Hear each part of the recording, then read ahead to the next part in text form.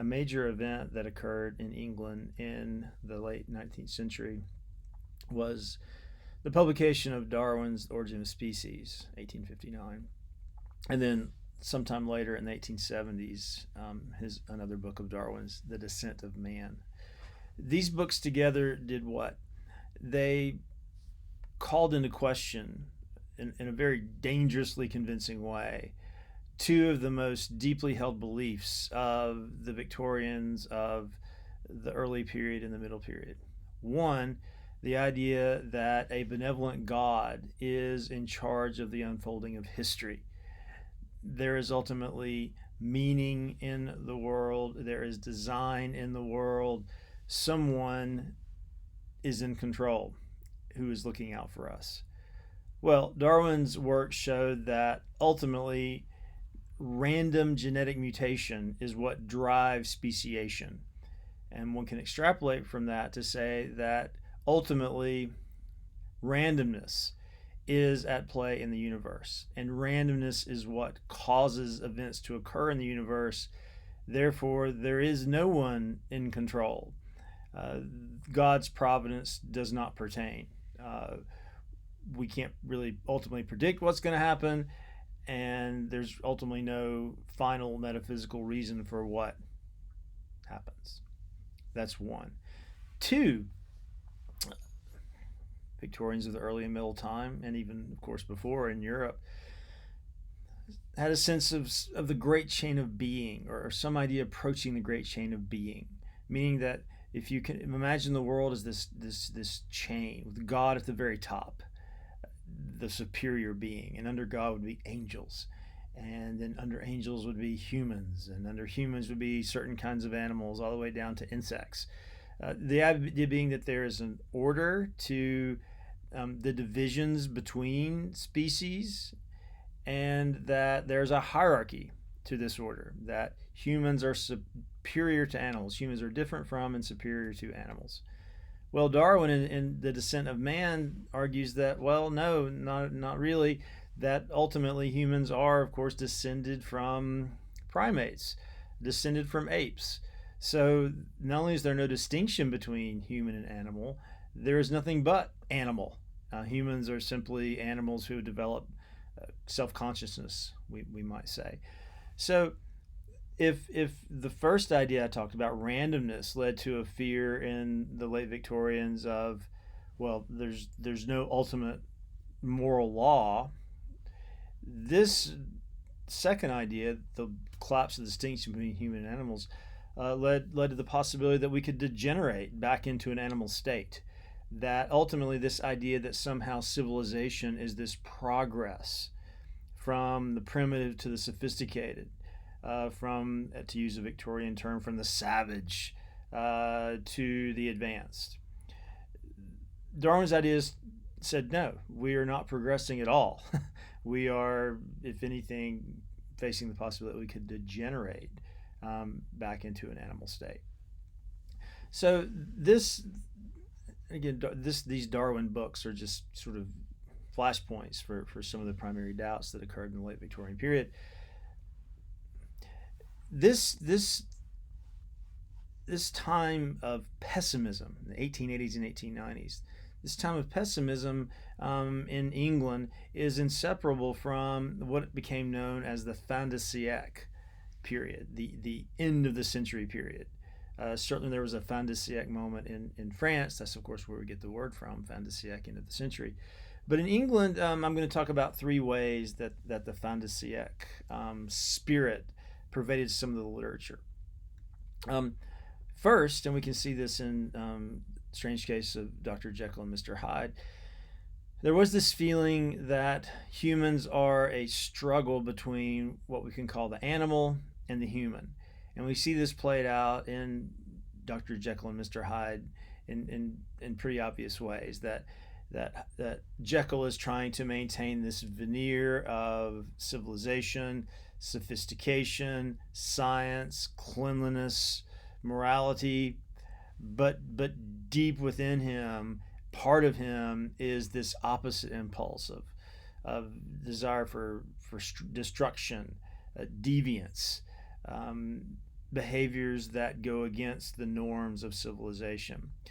And of course, the novel suggests at the very end, the novella, I should say, that Jekyll has degenerated back into this earlier form, this more animalistic form, that is driven by lust and violence. So we see this idea of the double show up in Jekyll and Hyde, but we also see it show up in Oscar Wilde's picture of Dorian Gray, which of course we're not reading for the class, where there is a character, Dorian Gray, who on the surface, even though he commits all sorts of transgressions of social norms, remains beautiful and healthy and charming, while there's a portrait of him hidden up in his attic that takes on the consequences of all of his evil acts and ends up looking decrepit and sick and quite hideous. And so again, we have this sense of like there are two principles at work in the human, and ultimately the one that is associated with deviance is the one that will win out. So in this regard, in Jekyll and Hyde and in Dorian Gray both, this idea of deviance becomes a major component of the fin de siècle way of thinking about the world, not only in terms of science, but in other ways as well. And in the 1880s, there was passed in England a very stringent law against what was called gross indecency by males. Basically, the law was passed to be able to punish men committing homosexual acts. And unfortunately, Oscar Wilde was brought up on charges of homosexuality and found guilty and had to spend 2 years in hard labor. So some have talked about how some critics have talked about how the Hyde character might be a sort of marker for homosexual deviance. Again, I'm talking about at that time, homosexuality would have been seen as deviant in mainstream Victorian culture. And oftentimes blackmail was part of this, and certainly Utterson believes that Hyde is blackmailing Jekyll as if Hyde might possibly be a homosexual lover who's now blackmailing Jekyll.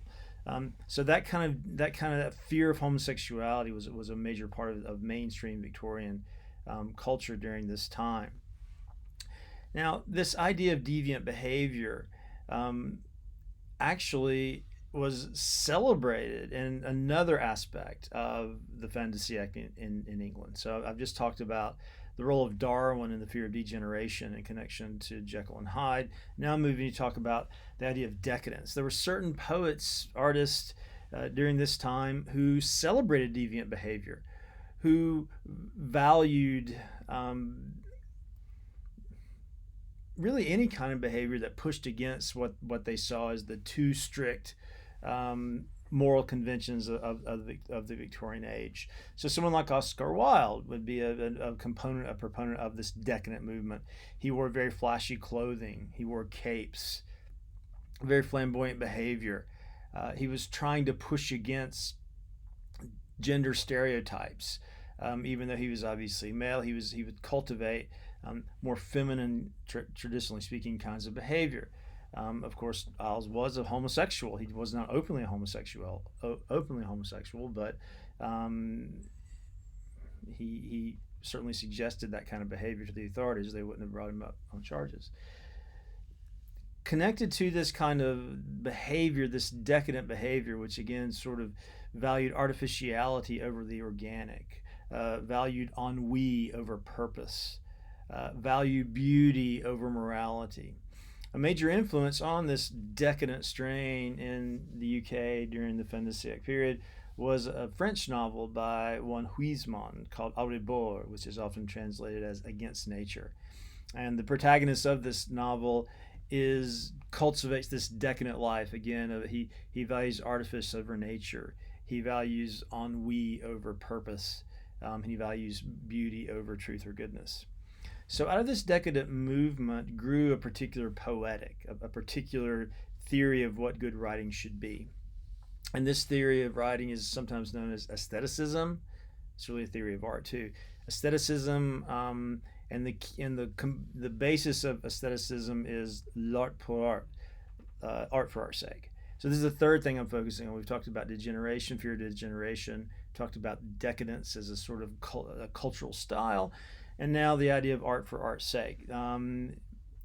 Someone like Wilde in The Picture of Dorian Gray and in Portrait of Being Earnest seems to believe that art should not be about manifesting some kind of moral principle. Art should not be about reflecting some kind of objective truth, but art should ultimately be about the pursuit of beauty.